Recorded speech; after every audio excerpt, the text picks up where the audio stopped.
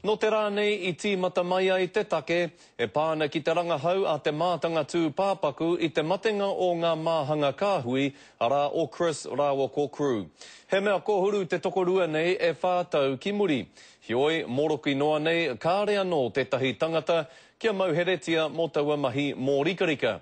I te kōtia arohe o Tāmaki Makaurau, tā mātou karere a Mikey Sherman I te rangi nei, e whai ake nei ko tāna pūrongo. I tae mai a Chris Kāhui ki te kōti te rānei I runga nō I tōnā ke hia. Mr Kāhui wants to know and hopes that this inquest will go some way in finding out who was responsible for the death of his children.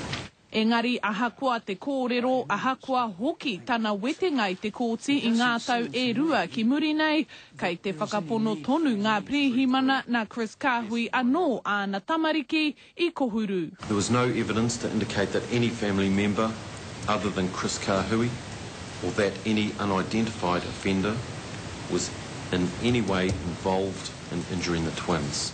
I mate ngā māhanga a Chris Rawako crew Kāhui I te hohi pera o Starship I te marama o Pipiri 2020, ko te whakapāia ngā tākuta nā te kaha tūkino ki te roro. Chris Kāhui said that he carried out CPR on crew and that crew started breathing again.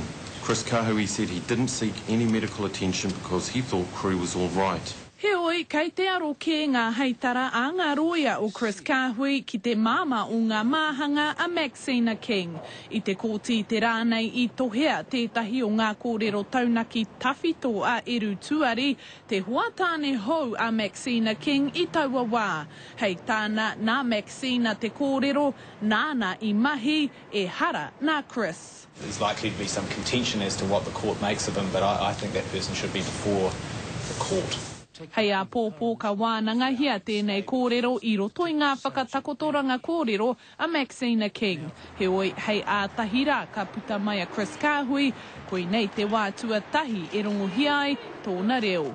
Mikey Sherman, Te Karere.